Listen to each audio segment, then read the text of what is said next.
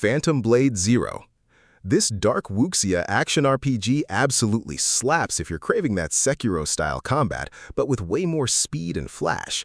You play as an elite assassin on a strict 66-day time limit before his heart gives out, which sets a super intense tone right from the jump. The parry system is incredibly forgiving, but looks cinematic as hell, making every single fight feel like a highly choreographed martial arts movie. The developers are calling it Kung Fu Punk, mixing traditional Chinese blades with slick steampunk prosthetics. It's got this buttery smooth animation system that makes min-maxing your combos feel ridiculously rewarding. If you want a fast-paced hack and slash with zero jank and a seriously gritty vibe, you definitely need to keep this on your wishlist. Crimson Desert. Pearl Abyss is basically looking at every major open-world RPG from the last decade and saying they can do all of that at once.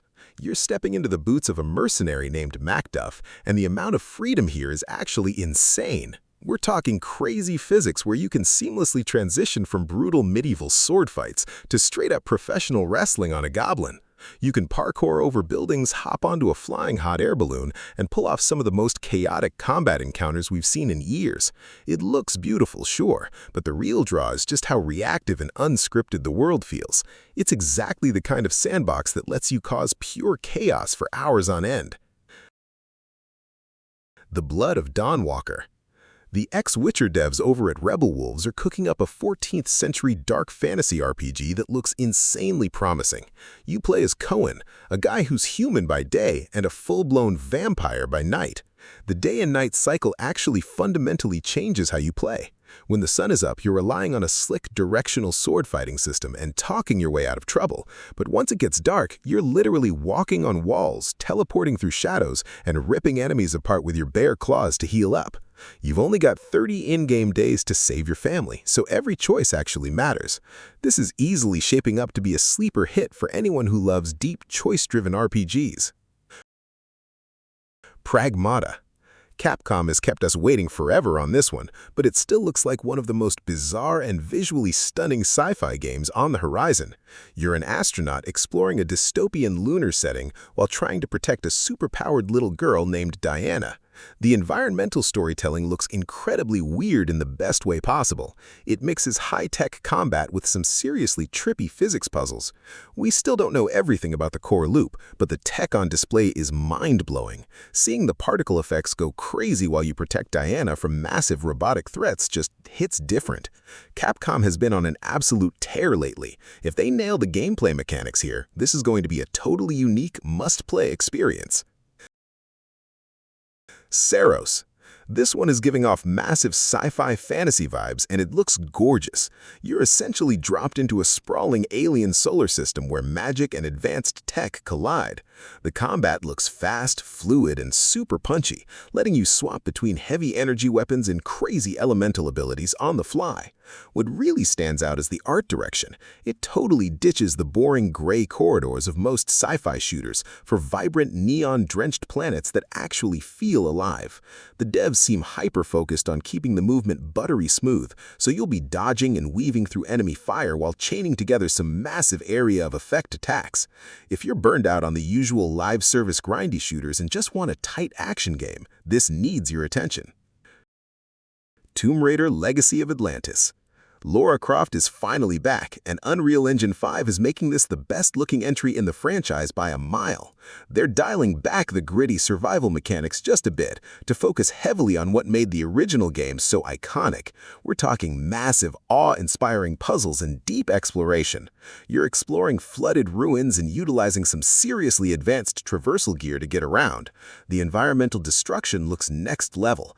This means your explosive arrows actually chip away at the ancient architecture to open up hidden pathways. It feels like a perfect blend of modern cinematic storytelling with that classic old-school tomb raiding DNA. This is exactly the kind of big-budget adventure game that just begs to be played on a high-end PC. Onimusha: Way of the Sword. Capcom is finally reviving this legendary hack-and-slash franchise, and it looks ridiculously good.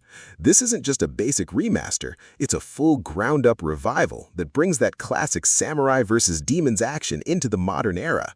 You're slicing through hordes of grotesque monsters and absorbing their souls to upgrade your elemental katanas. The combat looks tight, punishing and incredibly satisfying. It prioritizes aggressive parries and lightning-fast dodges. The art style absolutely slaps. It blends photorealistic feudal Japanese environments with some truly horrific demon designs.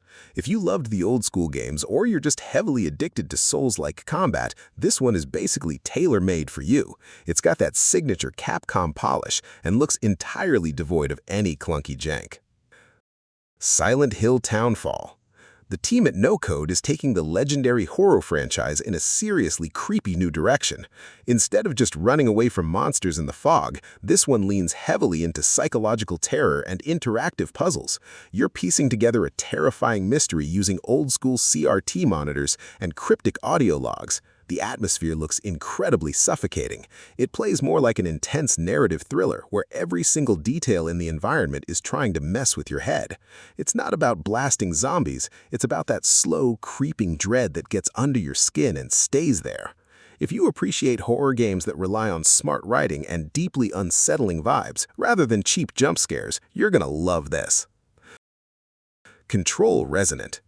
Remedy is stepping away from the pure shooter mechanics of the first game and going full action RPG for this sequel. You're playing as Dylan Faden, and you're dropped right into a completely warped paranatural version of Manhattan. Instead of the service weapon, you've got this insane shape-shifting melee tool called the Aberrant. This makes up-close combat feel heavy and brutal. You can still fling office desks with your mind, obviously, but the focus on open-ended exploration and deeper skill trees makes it feel incredibly fresh. The Northlight engine is pushing some of the craziest physics and lighting we've ever seen, making every fight a massive spectacle of flying concrete and particle effects. It's weird, it's gorgeous, and it's an absolute must-play. 007 First Light. IO Interactive is giving James Bond the AAA treatment he deserves, and it looks insanely slick. This is a total origin story showing how a young Bond earns his license to kill, and it completely ditches any cheesy movie tie-in garbage. The gameplay is a perfect blend of high-stakes stealth and explosive action-adventure. You're infiltrating luxury resorts in Vietnam and secret observatories in Antarctica, all while using gadgets that feel grounded and tactical.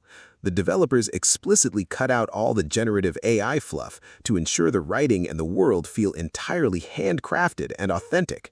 With a massive budget and the team behind Hitman running the show, this is easily the most promising spy game we've had in over a decade. Fable. Playground Games is bringing back the ultimate fantasy sandbox, and the visual upgrade is nothing short of breathtaking. They've perfectly captured that sarcastic, deeply British humor the series is known for, but wrapped it in a totally next-gen package. The world feels incredibly dense and reactive. You can literally spend hours just messing with the quirky NPCs or buying up local real estate. The combat looks surprisingly weighty, letting you seamlessly weave in fireballs, sword strikes, and archery into one fluid combo. It doesn't take itself too seriously, which is a massive breath of fresh air compared to all the super grim-dark RPGs out there right now. It just looks like pure, unfiltered fun with top-tier production values. Marvel's Wolverine.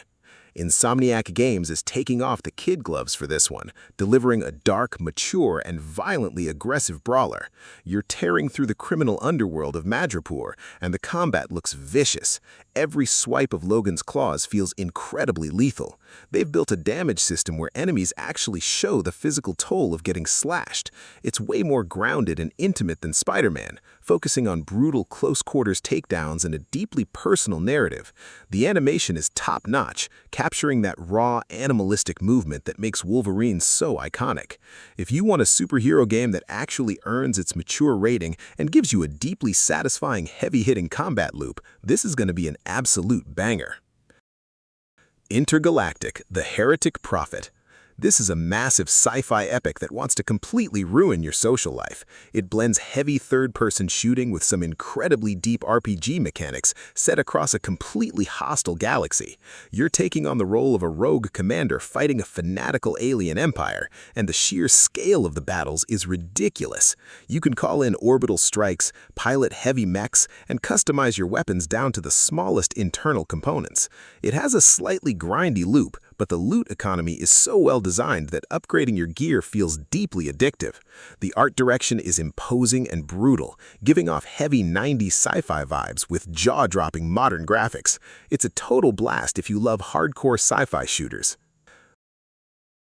The Witcher 4. CD Projekt Red is kicking off an entirely new saga, and jumping over to Unreal Engine 5 is making this world look unbelievably realistic.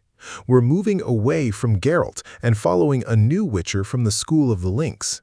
The environments look incredibly harsh and dynamic, with real-time weather systems that actually impact how you track and hunt monsters. The combat has been completely overhauled to remove a lot of the clunky feeling from the older games, focusing on precise dodges and heavily impactful strikes. You're still making tough moral choices that completely alter the storyline, but the scale of the world is bigger than ever. It's easily one of the most anticipated RPGs of the decade. Resident Evil Requiem. Capcom is flexing hard once again to deliver what might be the most visually terrifying game in the franchise. Following up on Village, they're throwing you into a much more open, deeply hostile environment where resources are painfully scarce. The enemy AI is terrifyingly smart. They actively hunt you down and force you to think on your feet rather than just barricading yourself in a room. The gunplay is heavy, desperate, and incredibly satisfying when you finally manage to land a critical headshot on a sprinting mutant. It strikes that perfect balance between pure survival horror anxiety and top-tier action. If you love a game that keeps your heart rate spiked the entire time, this is essential. So, which of these are you picking up first? Drop your choice in the comments, hit that subscribe button, and I'll see you in the next one.